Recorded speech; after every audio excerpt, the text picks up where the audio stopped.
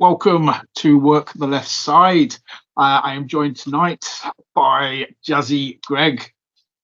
Dude, how are we going? By the way, straight off the bat. Thank you. Yeah. It's good. Yeah, it's weird being on a podcast. It's the first kind of out of training thing I've done. Like I've got a show coming up, but it's nervous but exciting, I suppose. Dude, as I said, beforehand, don't know. It's about two dudes talking about wrestling, and that's the thing as well. I've had people on the show. I've had some guys from like the Temple from Wrestle Island that like 1 year into the journey kind of thing. I've spoken to guys that are like 20 years into the journey. Everybody's got a story to tell. That's my logic. Yeah, I mean, I've seen some of the people you've had on. It's quite nice to be like in the company of, there's people from PPW, and I've seen like Lou Nixon's been on here. Yeah. It's like it's quite weird to be in that company, but it's fun. I mean, I like to cover all spectrum. I like to cover, sometimes, you mentioned Lou Nixon. I've had RJ Singh, Mark Haskins, Greg Burridge, names like that, Nathan Cruz.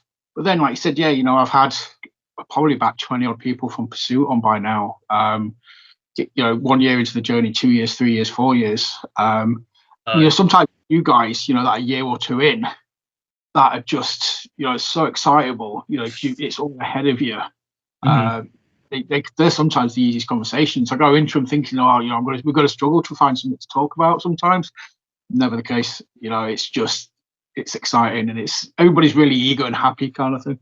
I think it's a fun perspective when I've heard some of it, because it's like, I mean, I guess you kind of hear like Stone Cold one on the network and like other big podcasts, and it's like these are people who, they've made it and they're kind of choosing what they want to do. So it's nice to hear the kind of people who are in a position where I was not too long ago, kind of looking for work. It's quite nice to have that change, at least I think so. That's it. 'Cause, I mean, obviously, people, you can pick up little nuggets from here or there, and it's just everybody's got a story. Like I said, it's interesting to hear what's made some people do it, what people want to do. So obviously, we'll take the generic stuff off early doors. As I said, you're still at the start of your journey. So, Pursuit. Yeah, I've been thinking about doing it forever. I mean, I think it's one of those things. Everyone watches wrestling as a kid, and you always think you're going to be like John Cena. And then I think it was the first North Show I went to, and I spoke to Leon, and he described it well. Like some people kind of grow out of it, and then some people just stick with it. I feel like that's kind of the thing with me. Is it kind of stuck with us forever, whether I was watching it or not. And then I finally got the courage to sign up for a place, and PPW seemed the best. I've heard nothing. Well, obviously, I've spoken to numerous amounts of people. Anybody who follows me, on the socials, knows of my love for Pursuit. There's loads of really great schools in the country. You've got like House of Pain, obviously Temple, Future Shock, all those ones. But Pursuit is one I feel the closest with, probably because I've spoken to the most people from there. Yeah. And I think the best way it's been described is it's just like this crazy ass misfit family, kind of have all come together. But it's really supportive, and everybody kind of helps everybody in their own way. Yeah, you hear like the horror stories from, if you're hearing like Ric Flair ever talking, it's like old American, like, oh, I was bumping on concrete till I was 2 years in, and all this and all that crap. And it's so nice that PPW wasn't that. It's just get in, do some wrestling, good crack, good people. Not much more you could ask for. Exactly, dude. Yeah, I mean, you just hit the the nail on the head. Like the old school stories, where you turn up to like a warehouse or something, and somebody would be bending you in all kind of positions. You'd end up looking like a pretzel, your eyeball out or something like that. To be fair, it's not much different training with Liam doing the warm-up drills. It's not that much different, but slightly more enjoyable, I guess. No eyeball popping either, I would hope. Not yet. I mean, I'm only a year and a half in. I imagine we've got some injuries to go, but yeah. That's the 2 year mark, dude. So you just said there you've been doing it for a year and a half? Yeah, I started in, when was it? It would have been last January. Yeah, I was. It's a weird story. So I was at university. I was at Leeds doing jazz music, hence the jazzy. And I signed up for it, and then I left uni, and I signed up to do the January course. So I moved back up to near Darlington, and then was like, well, I might as well do the beginners course because I signed up for it. So I was traveling, an hour and a half, 2 hours with a friend doing it, and then just kind of kept going. Like, yeah, it's a bit of a weird, it's a bit of a long drive to do for one school, but I mean, I've got no complaints so far. So That's it. If you get something out of it, it makes it well worth the while. In the long run, doing it, also you'll see obviously the benefits. I mean, obviously, you made your the whole reason I'm talking to you is because of the last PPW show, the 25. I saw you kind of pop up news on the graphics, straight away. Like, hey, this is somebody that's I've not seen much of before. I kind of clocked you from some of the reels, like on Instagram and stuff, or when they do the training things. Yeah. But yeah, it's very just like I said. This first thing I said to you, the name. I was just like, that's got my attention straight away. I think that was mostly Nathan doing the promotion because, so far as like thinking about my character and stuff, I've kind of once I started doing wrestling, I was like, right, I'm gonna be something jazzy, and then I turned up in Greg shorts from Primark for a while, so people just started calling me Greg, and I was like, well, I guess that's it. But yeah, Nathan I think just put on the graphic Jazzy Greg, and then Jazzy Greg stuck, and it seems people seem to like it. So I guess that's me for however long it lasts. There you go, dude. Dude, I'm just thinking. Might be an age thing. I'm aging myself here. You ever seen Anchorman? I've heard of it. I've not seen it though. There's a bit in that where he plays jazz flute, and I'm just thinking, man, I'm just waiting for somebody to recommend that you come out playing jazz flute or something for your entrance. It happens all the time. Like my friends, a couple of people at PPW, my parents. When I've been telling them, they're like, "Oh, I've got this idea. If you come out with a saxophone," and I keep telling them, I can't, I can't play sax. I play drums. I can't do anything like honky tooty. But I might get some lessons. Might be a fun little bit. Dude, I mean, the honky tonk man made a living out of or Jeff Jarrett, for God's sake, 20 odd years. I've never once seen him play the guitar. Carrying the instrument, I mean, you got to play it. It just means you can whack somebody with it. Yeah, exactly. I've been trying to pitch to Liam to let me rules match, which is basically just a bunch of pastries and that, just like power drivers and slams and crap on like sausage rolls. But maybe a jazzy rules match or something. That could be the next thing. Dude, that would be. It's one of those things where you sort of you kind of laugh about it, and then you just thinking like it might be. I can imagine it just have some really hard burns just for the factor kind of thing. It's like I remember years ago I saw a Lego death match, and that was hysterical. And watched it, and then it went from being very funny to painfully like. Oh yeah, it's the stupid things in wrestling. I feel like are the best, and it's like something like that would just be like. It'd probably be more fulfilling for me, to be honest, just to say that I've had a match pile driving someone onto a sausage roll. But it's there you go, it's wrestling. Oh, not even a sausage roll, a sausage and beans and cheese. You got to hit that one bit of sausage that's in the goddamn pasty. That's the goal. Yeah, if I hit it on the cheese, that's like a super finisher in 2K. That's the super finisher. That'd be amazing. But like I said, it's stuff like that you're thinking about at the minute that it sounds ridiculous, but it's just fun. And it obviously shows that you're having fun. But yeah, with the character, obviously, like I said, you're still early doors. There's plenty of time to tweak and develop the character. You kind of, like I say, the name's stuck now. You've got a blueprint to work with. Yeah. I think initially, like, watching wrestling, I kind of got into, like, properly, like, watching stuff. It basically wasn't WWE in probably around 2015. I would have been, hold up, probably 13, 14. I would have been, which is hilarious because there was so many people at PPW who are like I don't want to sound like I'm bullying them for being old, but they've lived more than me, I guess. But Lawson.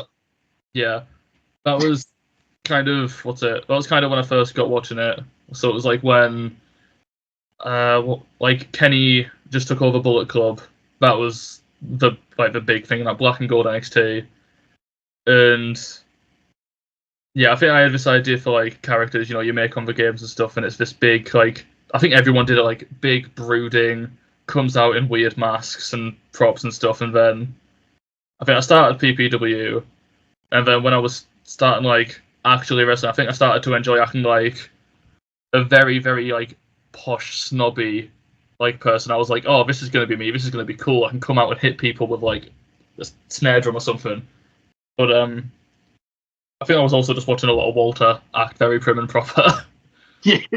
But then, I can't remember when it was. It probably about a month or so before my first show, which would have been December. I was having a conversation with Nathan and Liam, and they were saying how, like, I'm too daft to be kind of prim and proper and snobby, and I'm just weird and jazzy, I guess.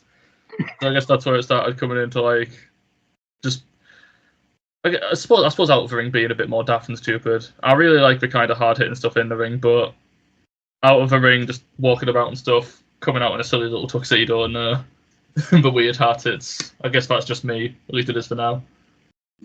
That's it, and that's just tap into what kind of naturally you can just turn it up a little bit, especially early days kind of thing, because while you're still learning and stuff, you don't want to have to be second guessing the character as well as what you're doing, move wise and stuff like that as well. That'll all come later on, I guess. When you kind of just, when the basic stuff becomes second nature, then you can start tweaking the other stuff during a match and thinking about, right, okay, doing this, doing that. Yeah, definitely. I think a thing that was like a very good show of that is, what was it? I think it was Leon. It was Liam. Hang on, I'm getting the words tied. Leon and Liam at First Pursuit, because I'm guessing you were probably there for that, or at least you've seen it or something like that. Leon doesn't get there till like 5 minutes before, and they know it's ridiculous. They just know how they act so well, and they know all the moves they do. They can just do anything, and it works, and it's absolutely brilliant. And I guess I'm getting to the point, I guess, where I kind of know what I like doing, but it's just a case of finding out more stuff that I don't like, more stuff that I do like, and putting it together. It's maybe I was gonna say, like, I'm always curious as well, like when people start, when they start going to the training and things, like, do you walk in, I presume everybody wants to kind of, have those high spots, the flipping moments. Yeah. They would love to have all this kind of stuff, but then very quickly kind of realize, that might not be for me, so I'm going to go for the more technical side. When you first started, did you have like a mindset of like what style you were going to do, what your moveset was going to be, kind of thing? Just literally just been building from day one? I think when I first started, the kind of stuff I wanted to do is when I was kind of wanting to be prim and proper and snobby. I very much like doing all like very old fashioned like sports. So like a lot of like a lot of moves Ric Flair would do. So like a figure four, which is very old fashioned now, and like I guess that's basically it. And like finishing with a power driver, which I still do, but like it's an old fashioned devastating move. It's like DDT. It's like that kind of thing. But I think doing it more and more. I used to do Taekwondo when I was like very young. And then I started watching Speedball. So putting two together, I started doing bits like that, and I think that's kind of like naturally where the things I've done is, or what I've liked has taken me, if you know what I mean. I don't know if that made any sense. But doing lots of like kicky spots and then still doing the moves I like, but that I feel comfortable doing, it kind of all meshes into a weird style, I guess. Yeah, no, perfect. That makes perfect sense to me, because I do think they complement each other really well, kind of thing. You like, you know, you can be technical, but you can be the brawler, and in regards to like the kicks and stuff, being the brawling aspect of it. Like say if you're face to face, yeah, you know, that's the things you rely on. But when the opponent's grounded, you can't really kick them when they're down, or you shouldn't. That's when the technical stuff kind of comes in, like say the figure fours and, you know, all that kind of sort of stuff. So I think, yeah, I think it's a perfect combination of things that, I mean, speedball is technically freaking awesome as well. It's not. Yeah. So. I was a bit of a tangent, but I was so annoyed. I couldn't go to a speedball seminar that was on at North once. It was. I know it was horrendous. I had work. I was doing night shifts at a garage. And I had work on the weekend, and the show was on the Saturday, and the seminar was on the Sunday. And I tell people about this all the time at PPW because I'm still annoyed. And I couldn't, because of the times and stuff, I booked a seminar because I was like, right, I can go home, have a nap, go to the seminar, and just deal with the fact I've got no sleep because it's speedball. And then things like at work change, like rota stuff. And it started at like, I think I had to stay till late, so I had to go home and get my stuff, and I would have got there like an hour late anyway. It was horrendous, but you know, yeah, things happen. I suppose we'll hopefully be another one. Devastated. That's the thing as well, though, because you know I don't totally understand why it still, you know, pisses you off to this day. Kind of, it's like one of those things. You're like, oh, I just could have gone. You know, this. I'm sure you know he's going to be back at some point in the future. You know, hopefully the stop the line, you can get to the next one, kind of thing. So, you said that's North. That was a North seminar. Do you find yourself going to outside of Pursuit, like to other seminars? Because I know there's quite a few on, you know, randomly around kind of thing. I've only been to North so far. I've got, because a lot of obviously the culture around PPW is kind of Sheffield based, or at least around that area, like Hull as well, like another kind of big wrestling place. So I've not got out too much down there. I've done a couple at North. There was an Axel Tischer seminar, and I've done one with GYV because they're doing veterans, which was great. And then there's been obviously a few at PPW. Luke Jacobs was the last one, which was brilliant. I mean, he's my favourite wrestler. He's the absolute best, so that was really fun. But a few, which is, well, it'll come with time, I suppose. Oh, definitely. Yeah. I mean, when I'm travelling to Newcastle, I've just shouted out. I was talking to him last night. Wrestling in Newcastle in August, they've got a Chris Ridgway seminar. Yeah. You're talking about strikes and, you know, kicks and things like that. Chris is, yeah, you know, he's up there. So yeah, if you get a chance, you know, I'd definitely shout out and think, you know, it's definitely a good. I didn't know what was happening, if I'm honest, so I might have to look that one up when we get to it. I say, like I say, it's in August as well, so you've got a couple of months. So it's before the August show kind of thing. So yeah, it's just, well, and you've got Chris Ridgway versus Dara at that show as well. So if you get a chance to hang around after the seminar, you're gonna get to see some good matches. Aye. But and obviously, like, so yeah, I mean, freaking Pursuit do some amazing. So like you mentioned the Luke Jacobs one, obviously they had Lana Austin. I know Chris Masters was there several months ago. Yeah, it's fun being around that kind of. I think that shocked us about getting into wrestling is how small the world was. Because going to PPW, like watching WCPW, like saying back in the day sounds a bit stupid because it was only like a few years ago, but you know what I mean. Like, and seeing Liam on that, it was like, oh, I've seen that guy. That's cool. He's going to teach me wrestling. And then going there, I mean, there's people like Leon Slater going there, it's ridiculous to be around people that good. And then I remember one time Gabe Kidd came down, like I think just before he was in the new Bullet Club, and that was again fun to see people of that caliber doing things. You just kind of sit there like a sponge and absorb everything. It's very, very fun. And the same with the seminar as well.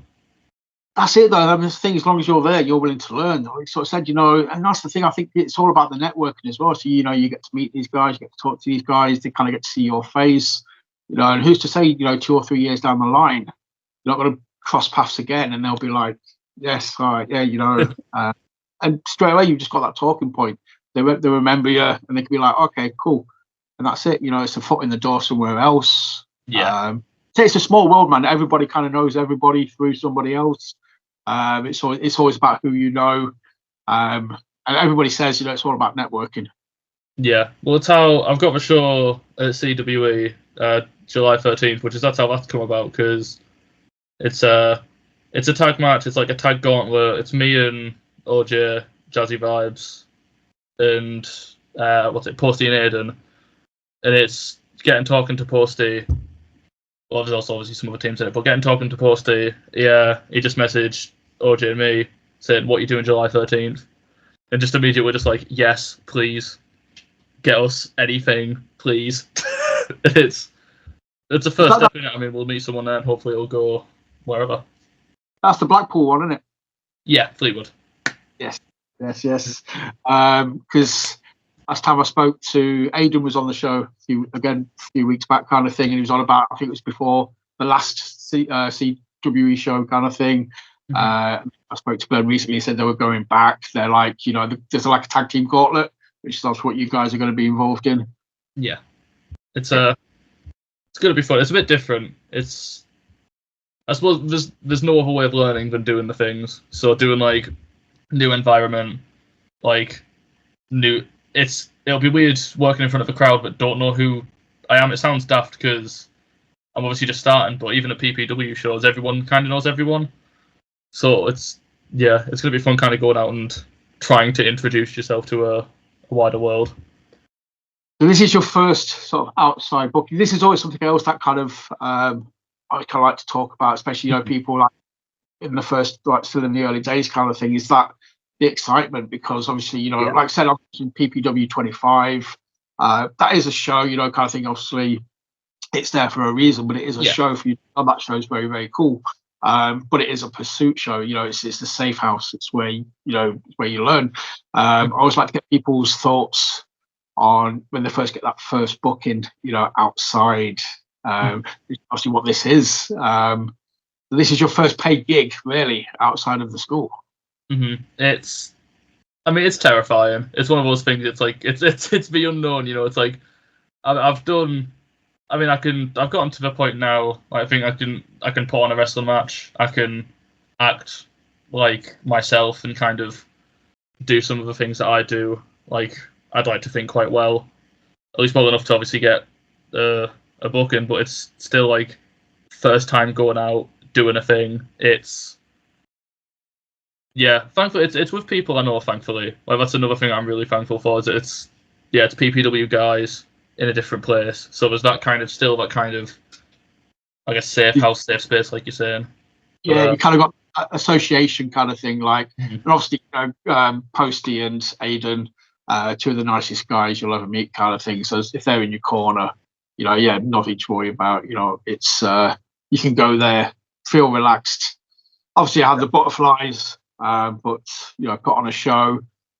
Not to hype it up anymore, but obviously with it kind of being in the Blackpool area, just wrestling in Blackpool is that's a box for a lot of people just to tick off at some point in their career, because Blackpool's got that legacy of wrestling kind of thing.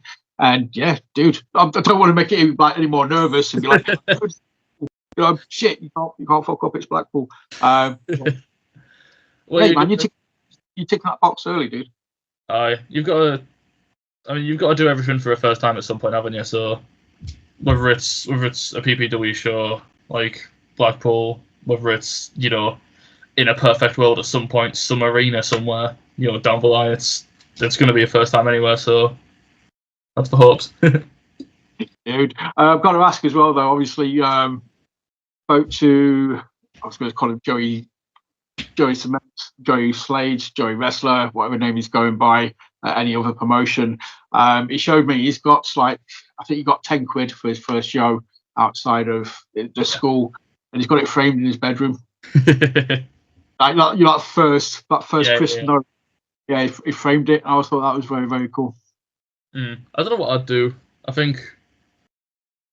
don't know. I'm very into keeping trinkets and stuff. I can see you've got them in the background, like a nerd shelf of just random shit you've got, and I imagine the first, however much it is, first note, first pound coin, You get on there.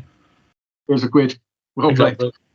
But that's it, man. That's the thing. Yeah, it's just a keepsake, in it. You know, it's just something to remember. I just think it's awesome. I just first like Joey did that. I was just like, oh, okay, that's kind of cool. So obviously, you know, if you get Peckies on the way home and you want to spend the money, service station. I can get a Big Mac with my first pay. Hopefully, that'll be nice. Celebrate with a Mackies. That feels like a wrestler's way. That's it. Service station, 2:00 in the morning. Jobs are good. But any hesitation, any concerns, you know, buy a few sausage rolls for everybody and just start handing them out when you get there. Everybody will be. The amount of people who have, I mean, it's why, like I said, it's why I'm called Greg. I turned up in Greg clothes, and people just started calling me Gregs, and now my name's Jazzy Greg, and it's. I remember when people first started calling us, the amount of pun names I can't remember any of them now, thank God, to be honest. But I had a bunch of pun names in a notes app on my phone. It's wrestling's dumb in it, but it's the best part of wrestling. That's it. When you see the stupid stuff and you just sort sat there and you're like, that's it. Yeah. You see it, you're like the most stupidest thing. People just smile. That's the wrestling. It's in any shape or form. It's an art. Whether they're being serious, whether you're being doing comedy stuff, having a laugh, being mean, being a hero. Yeah. It's all awesome. It's all has a purpose.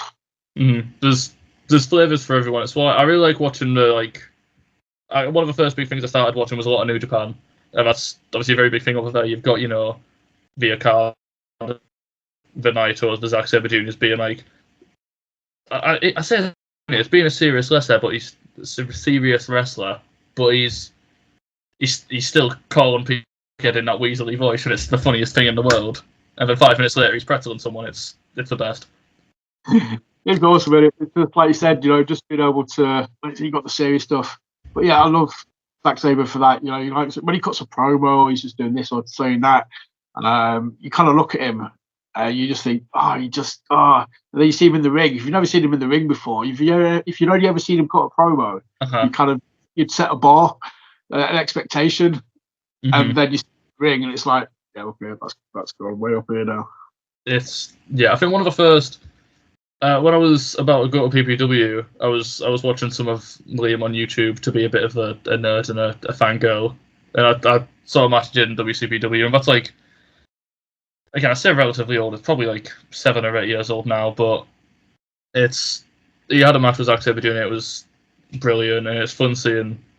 I think it's probably safe to say he's one of my favorite wrestlers as well. Seeing the development of like techie progress. Contenders, Zack Sabre Jr. and New Japan, it's TMDK, Zack Sabre Jr. It's a fun to watch a progression, I guess.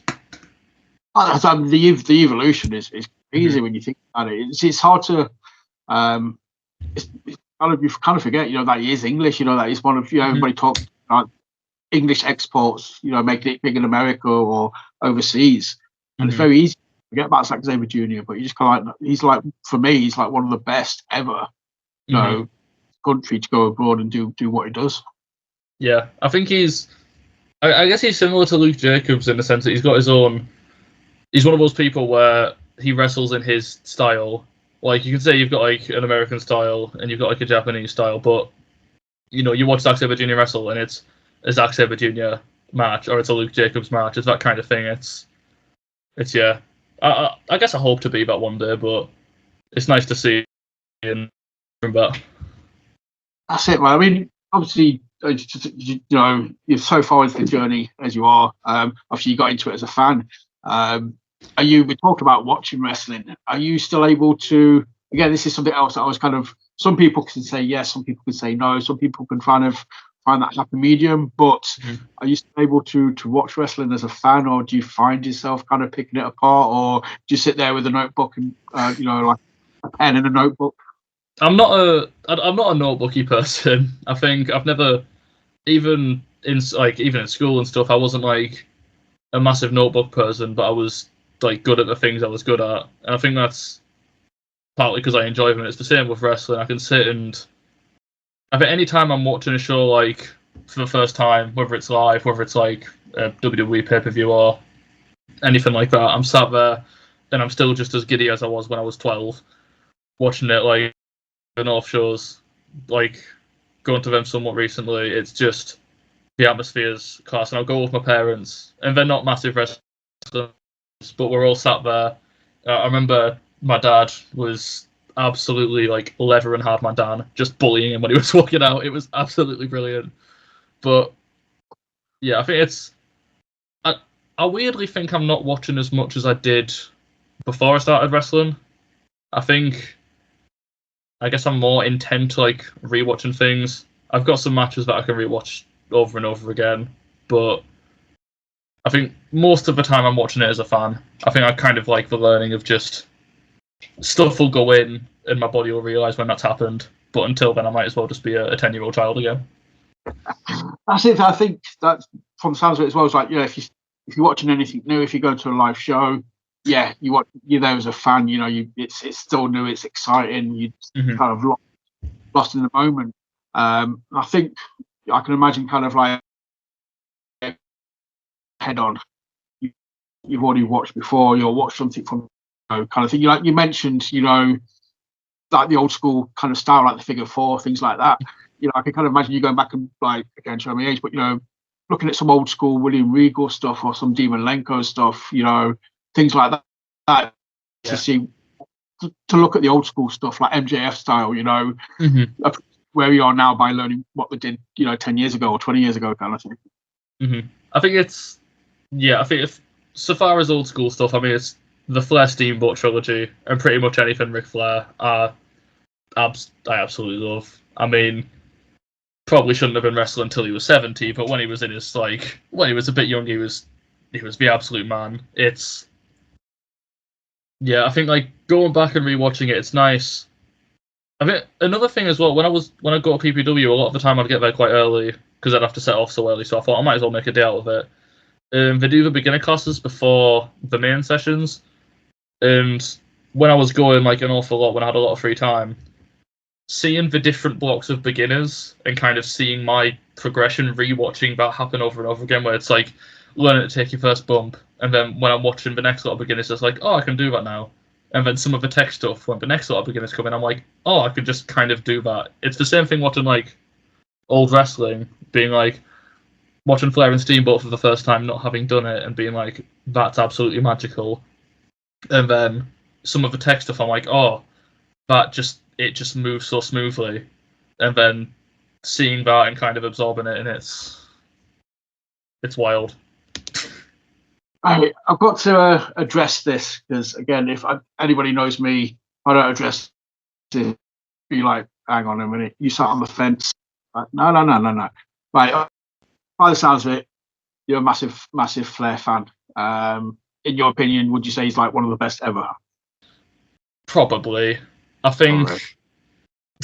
I mean, so far as like the 80s and 90s was like concerned, I think it's hard to say that he's not like one of the most influential people to ever wrestle.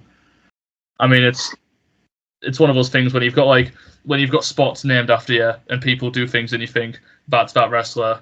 It's kind of hard not to be like, yeah, fair play.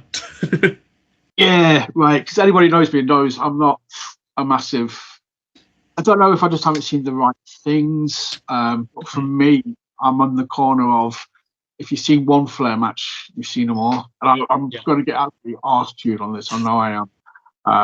In the comments or on social media or something like that. So I'll probably clip this and put it on just to sort of fuel age. But yeah, to me, I've seen one Flair match. I've seen them all. But I've only really seen Flair matches from like the 90s onwards. Early days WWE or WWF, late WCW, late 90s WCW stuff. Like I say, I must be missing a trick. I was more of a Steamboat guy than a Flair. If I was going to credit anyone, I'd credit kind of thing. Or in WWF, his matches would get Randy Savage. Man, Macho Man was the boss. I'm a Macho Man guy. I went Macho Man over Flair. I mean, that's fair. I think once I starting doing wrestling, still being in the learning phase, seeing, I mean, like you said, a Ric Flair match is, he has a very, very similar match very, very often, but starting to do wrestling, starting to appreciate kind of what it takes to put a match together. The fact he got that over doing the same stuff 6-7 times a week, if not more, it's incredible. Like I've got my like couple of spots that are like, right, this is a spot I do, but I feel like I'm getting bored of it. You know what I mean? Like I'm thinking of it, I'm like, oh, this is cool if I do this and this and this, and then I'm hitting the spots and I'm showing out and I feel like I'm just getting bored. But then to see him just do, please no, don't hit me, and the little turnbuckle flip, and to still be that popular as he was, or I guess that hated as he was, I think that's where the appreciation is for me. Yeah, no, that's fine. I mean, like I said, my opinion is of somebody on this side. I can't replicate that kind of knowledge or appreciation of doing what you guys do, and kind of knowing, I'm not looking at the footwork, I'm not looking at this, that, or the other. How smooth something is. So you guys will appreciate on another level. But yeah, that's my take.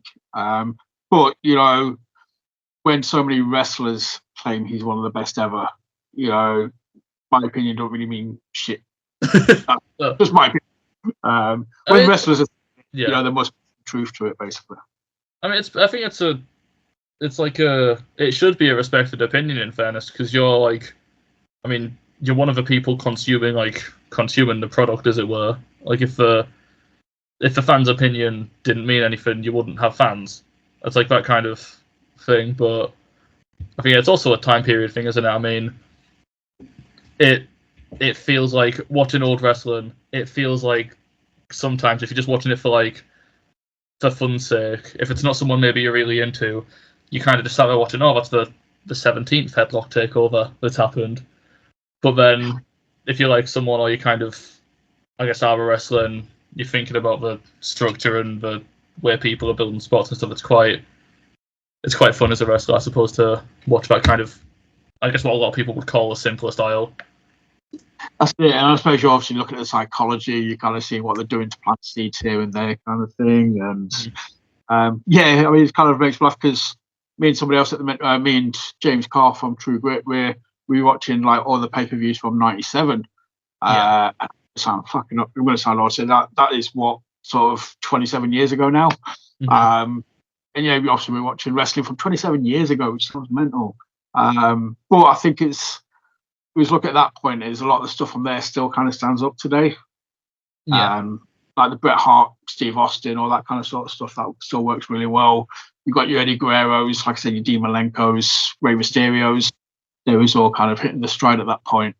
So, but it's still a mile away from where wrestling is now. So, like I said, unless you've got that emotional connection with the talent, if I just watched a match from the 90s, I'd be a bit like, yep, Shinlock.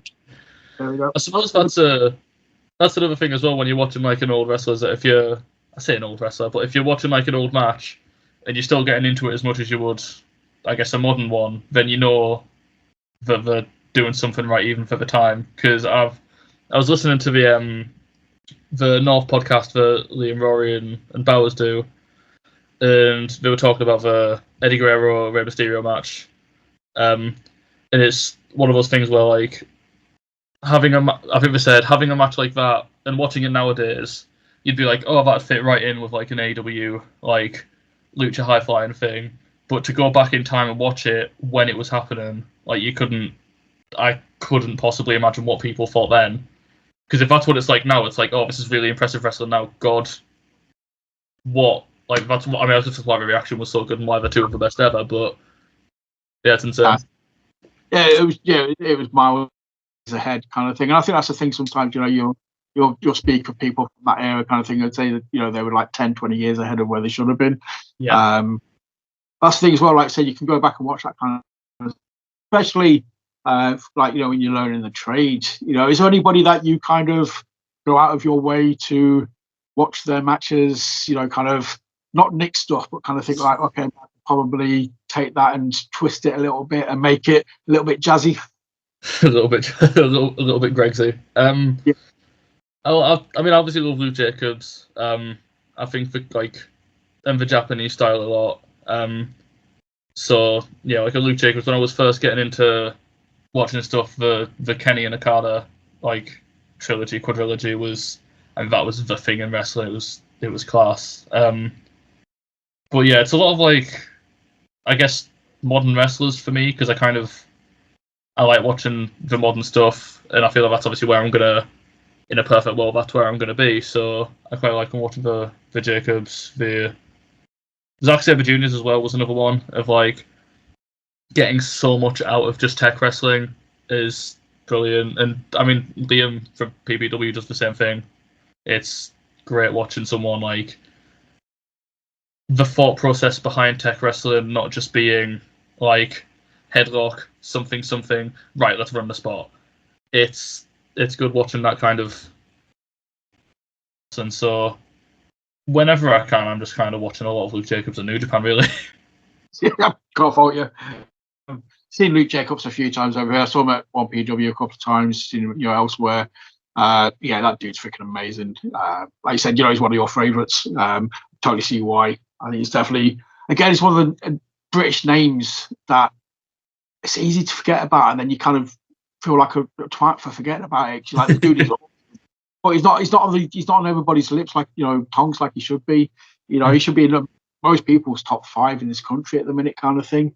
Yeah, there's like of the like extremely high caliber. I mean, I don't think you can't include him, if that makes sense. He's just, I mean, it's what I like. It's what I like watching. It's what I want to do. Like I love watching him. I feel like such a fan girl, because obviously I did the seminar recently as well, and I'm sat there and I'm sat talking to Quinn and stuff. Honestly, I feel like a child again. It's great. That's also, again, it just shows the enthusiasm, the fun, the just again the happiness. I love shit like that. It just like if you've got that, it just means, mate, you're embracing it, you're running with it, you're having fun. It's giving you the warm fuzzy feelings, and yeah, dude, that's amazing. Anybody who gets to do anything like that, kudos. It obviously shows you made the right choice, when you first step through the doors. So I can't imagine many things making you, fangirl out like that, or just making you feel that happy. Probably not. No, I mean, another thing as well that's really good about like the wrestling thing and doing the seminars and being a PBW, I'm such a nerd for watching like any random lectures and things on YouTube. I love watching like even stuff I have no idea about. Like I did philosophy in college, but I couldn't tell you a lick of any stuff like that. But seeing people talk about things they know about, I absolutely love. So being it's something I love, and I can be there in person and do the things, and then they tell me about it, it's just perfect, isn't it? I think, yeah, I'm kind of of the same wavelength, where I might not have a clue what you're talking about, but if you talk to me with such enthusiasm, such passion about something, 5-10 minutes into it, I'm going to be like, yes. I'm just, I have no idea what you're talking about, but yes, I love this. That I love people's passions for whatever kind of thing. You say, I don't know what you're talking about, but your passion, God bless you. The amount of maths videos I've watched on YouTube, and I've got no idea what any of it means, but it's someone explaining some weird algebra shit about finding the areas of circles, but it's just stupid. But I'm sat there popping like I'm watching Will Ospreay do a run spot. It is someone explaining like pi r squared. Oh, it's brilliant. Dude, love it. Absolutely love it. Like, so it just, you know what? If it makes you that excited, it makes you're that enthusiastic about it, knock your socks off, mate. I will sit and listen to you talk for 30 minutes, 60 minutes, just to feed off your emotions. Like I said, that's the thing about Pursuit, though, is you're just in a room full of people that passionate. I say, I know this from talking to numerous people on here. I love the Axels, the Freaky Felicias, Kempers, Joe Wade. You speak to any of those guys, Hardman Dan. The passion they've got for the business, it's contagious. And yeah, I can't imagine. If you could bottle that, oh, dude, this time next year you'd be a millionaire. Yeah, it's brilliant. I think the different perspectives and the kind of the culture at PPW of like, everyone's welcome. You've got people. I mean, I mean, Leon's signed to TNA for God's sake, and then you've got me who's just getting the first booking, but all of that under the same roof, and everyone being able to like soak up everything from people who are maybe doing more than them and stuff like that. It's absolutely class. But everybody's really supportive as well. You know, it's not Yeah. kind of like, you know, you mentioned like Leon. Everybody I've spoken to, they're always just like, Leon's awesome. You know, all you know, wishing him all the best. You know, the guy fully deserves it. And at no point does it not. It feels genuine, and you know it's genuine. You know, like, nobody's backstabbing. No one's been like, ah, fuck, it should have been me instead of him, kind of thing. Everybody's just really happy to see everybody else doing really well.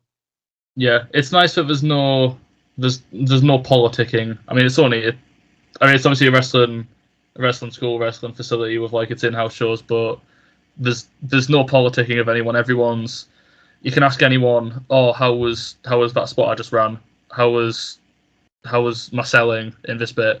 And everyone will answer you genuinely. And then whenever you do something great, everyone will be like, yes, that's it. And it's a really good feeling.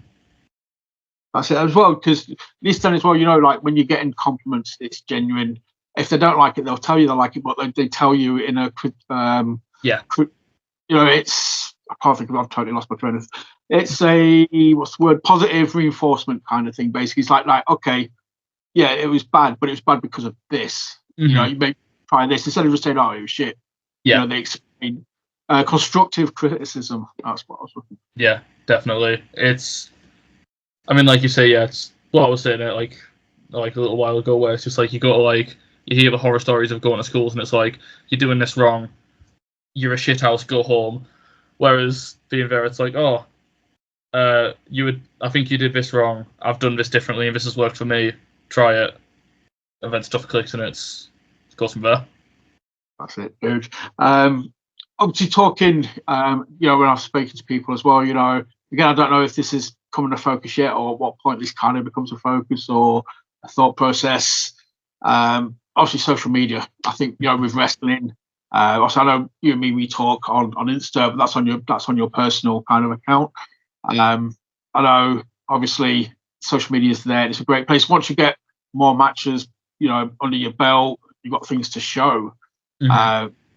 You know, are we going to get a Jazzy Greg at Twitter or at Instagram, like full of highlight reels and things like that? You know, and would you know? Is it something you thought about? You know, if you did it, would you do it in character? Has Jazzy got a kind of, you know, have you got a character in the way that you would speak? Mm-hmm. I mean, Jazzy Greg is just me, but like a bit more weird. Like it's like, right, Ric Flair was never a character is like a big quote from his documentary. I guess it's kind of the same thing from every wrestler. You always see them where it's like, it's you turned up. That's kind of the big thing, and that's the same with me. I'm just as weird. I'm just as flamboyant, you know, bouncing around whenever I'm not doing something. And then if I'm at work, or if I'm wrestling, in this case, I'm in the zone and I'm kind of doing it. But I've never been a social media person, and it's one of those things where it's, everyone should do it, because it's, I mean, like you say, it's a great platform. I mean, you can put your matches up, you can put clips up, someone can see you and go, hey, you did this, I want you to like come on this show, I want you to do anything really. But I'm just not a social media person, so it's quite a hard task to get started, unfortunately. No, I totally get it. It sounds daft because, you know, obviously I have to use it to, you know, plug the crap out of. But I'll always sort of say, you know, I'm a massive advocate for it because of the benefits, but I'm a walking contradiction because I hate it as well. Kind of. You know, I get on. I can't sit there and scroll. I can't sit there and spend an hour, 2 hours scrolling social media. It absolutely blags my head. So I get on. I post my shit. I get off. I don't sit there and scroll. You know, if I've got an episode out, I'll post. If I've got no episode out, I'll go back on in like an hour. If anybody's comment on it, awesome. I'll acknowledge the comment and I get back off again. That's the best way that's the best way I would say, you know, to treat it is get your shit out there and then just run to the hills. I feel like I'm the exact opposite. I'm a fiend for just sitting there, and if I've got nothing to do, I'm scrolling Instagram and stuff. It's horrendous just being nosy and stuff, but so far as posting, something in me just doesn't, it's not clicked yet, being like, I'm a wrestler. In a perfect world, I'm trying to be like famous and that, which sounds horrendous, but like, you're trying to get known by people, stuff like that. But something in me just like, nah, you shouldn't post that. No, you gotta wait. You need to get inside your head, mate. You need to big yourself up. You need to promote yourself. You need to be like, look, I'm freaking awesome. Look at this. This is what I can do. Big Jazzy Greg. Oosh. Yes. I see you need the big jazziness about it. Oh, dude, you just like, that's it. Even if you kind of just convince yourself to do it, like, that's why sometimes I think it'd be easier to do it as as Jazzy, not as you, kind of thing. You can make that kind of separation and be like, look, okay, this is not me. I'm not bigging myself up. Yeah. Jazzy's himself up. Mm-hmm. I mean, I think that'd be a fun idea, because even still, it would just be, I think it would just be me, but just being like openly weird. You know what I mean? I've got my friends and stuff, and if I'm at PPW, I'm myself. But I guess if I just do Jazzy Greg in character on social media, it'd just be a bunch of random shit, man. It'd be like John Cena's, but like probably less funny and a bit more niche. Like that's it, dude. That works. That works. And if you can make that sort of divide, you're not breaking your own kind of social media. You can't be like, well, I'm not bigging myself up, but as he's bigging himself up, and you can make that separation. It's like, what, embrace it, go nuts. It's kind of like what people say, like wearing a mask in the ring. You kind of lose your inhibitions because it's kind of like it's not to your face. It's not you. This isn't. I won't say your real name, but this isn't posting. This is Jazzy posting. I can do whatever the hell I do. I mean, I think looking at Asuka's like Instagram and stuff, it's just a lot of shit posting of her just like photoshopped onto some stupid stuff. But I suppose that's in part to Asuka being who she is. I think I've still got I've still got a fair bit of building my name and building the brand to go yet, but you can hope and dream that you get to that point, don't you? That's it, dude. I mean, it's down the line. I'm talking about it. I'm not expecting you to do, an account tomorrow kind of thing. I just think it's something to think about when you've got, like I say, more matches, more reels, more highlights to showcase, things like this, that, and the other. I mean, and the thing is that you've got some guys around you as well who are very good at it. I'll shout out Axel Social, absolutely like bosses, but he does it all in character. He's got the weird emojis before it's like the letters are upside down or spelt backwards kind of thing. It's that kind of random shit. Yeah, I think another person who I really like is Darius. I think Darius's social media being like a world tour, like, I think that's fucking sick. But obviously he's got the dates to do that. I've got my one show at PPW a month, maybe. You know what I mean? It's kind of world tour, a show a month. Down the line, dude. Down the line. This time in 12 months, we'll be talking again, and I'll be bigging up. I'll be like, dude, your social these last 2 months have just been like, gosh, you're covering this place, you're covering this place. It's like a little a jazz tour going on. Oh, that'd be class, wouldn't it? That's the one. Jazzy World Tour. Oh, dude, you got merch right there, straight off. It's like random dates down the back. Oh, you can have it with just like Sheffield. That's it. Sheffield when? Probably every month, maybe. That's it. That's it. That's the merch, man. It's the stupid shit that works. It's the fun little things where you just do it and you're like, you know what? Yeah, let's just run with it. And genuine amusement. Well, you're not doing it right if you're not enjoying it yourself, are you? That's the main thing. So, I mean, we talked about this. I was sort of saying, if we talk again like 12 months time, I would like to kind of ask, like, I mentioned earlier about wrestling in Blackpool, being on a lot of people's list to tick off. Obviously, it's still early days, so I'm not going to ask you if you've got a list of things that you want to sort of tick off just yet. I was kind of put you on the spot and sort of say, you mentioned North earlier, you're going to watch North as a fan. Down the line, you get the opportunity to work North, dude. You're going to bite their hands off, I'm guessing, yeah? Yeah, I think, again, like you said, it's hard to kind of pick and choose where I want to go. I think right now it's just anywhere they'll have me.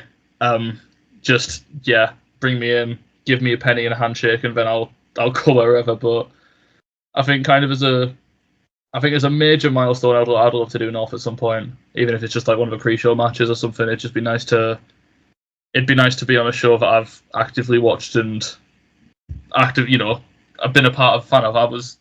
I went into PPW one time after the first Thunderstruck show. I remember Liam and I can't remember who else was there, but I was in the little promo video for that when we put out, and there's me in the crowd with my two friends who don't like wrestling who I forced to go see it, and I'm sat there cheering for something. So that'd be quite a nice, like, that's what WWE do well now, isn't it? Long-term storytelling. I'm in the crowd at North one year, the next year I'm in one of the matches. That'd be a nice achievement, yeah. Dude, that's not even a modern day thing. I mean, that stems back from, like Mick Foley being at freaking Madison Square Garden, seeing Jimmy Snuka jumping off the top of the cage, to then being in WWE kind of thing. It's a timeless story where somebody recently, like 1PW Robbie X, there's pictures of Robbie X at like a 1PW show the first time round, and then he's there with the title the second time round kind of thing. I love that shit when you sort of see a wrestling fan at a show before they start wrestling, and then like 5-6 years later, they're walking through the curtain. Exactly. It's hopefully we'll get there. For now, I'm just enjoying the ride. I think as long as I'm wrestling, as long as I'm doing it as much as I can, I'll be enjoying it, whether that's on North or whether that's still a PPW. You'll love it regardless, don't you, wherever you are. Dude, it'll be both kind of thing. I think as well, you're in a good place in the sense of, obviously, North know you anyway as a fan. You've been on there, but I think obviously, like say, thanks to like Liam and stuff like that, PPW and North have a very good relationship. There seems to be people over the last year. There's been numerous people from Pursuit turning up at North. They probably you guys all go up together, or a group of them go up together and they help out. Set up the ring and do whatever is needed at any show. It's networking. Yeah, it's nice. I think the name recently is Kemper. He's one of the angriest men in the ring, but he's so lovely behind the scenes. Like seeing him get the North gigs in like quite a prominent slot as well it's really nice to see. It's one of those. It's one of those things. I'm working with him in training 1 week, and at the same time, I'm wanting to be exactly where he is 2 years, 3 years down the line. It's really nice to see. That's it, man. You've got the people around you. So, yeah, they will. And they'll go out of the way to help you. So, you know what I mean? You're in the best position. You're a year and a half in, dude. So, it's still early days. And like I said it earlier, the fact that you was on the last PPW house show, that speaks volumes. So you're obviously doing something right, dude. So keep doing what you're doing. You've got Blackpool coming up soon as well. I can't big it up enough. I think again, I'll say if we spoke again in a year's time, I think we'd be talking about several different promotions and how you enjoyed working them. Hopefully, yeah, that'd be nice. But this is the part where I would normally, cause we've hit the hour mark, dude. That's kind of flown by. This is where I would normally tell you to sort of plug your socials where people can see you, but I'll save that for the next episode, the next chat. And I'll just thank you for sitting down and talking to me, and hopefully it wasn't that bad. Hopefully the nerves went away pretty quickly and you've enjoyed yourself. Yeah, it's really nice. I mean, if you get to talk to anyone who likes wrestling, it's like a little brotherhood, isn't it? Everyone's just as much of a nerd as each other. It's been nice. Thanks for having us on. That's not a problem, dude. Thank you for coming on. Like I said, and we will speak again down the line. I'm sure we'll have loads of other stuff to talk about. But yeah, so that's it. Mr. Jazzy Greg, keep your eyes peeled. Obviously, subscribe to Pursuit's YouTube channel. Keep your eyes out for the in-house shows. Follow him on the socials so you can see what this man's doing when he randomly turns up in training montages and stuff like that. And if you're near Fleetwood, go check him out in the tag team gauntlets, if that's officially what they're calling it. I know it's a gauntlet style match, isn't it? I believe so. A gauntlet in Fleetwood, 30th of July. That's all I need. That's all I need to know. So that's all I know. That's good job done. Google is your friend. I'm sure you'll be able to find where to buy tickets and stuff. So search for that. And thank you for watching. Hit like, hit subscribe, share, do all the generic stuff you always do at the end of a video that I tell you to do every episode. And keep your eyes peeled because we've got some awesome guests coming up. And we'll see you again very soon. Cheers. Goodbye. Bye.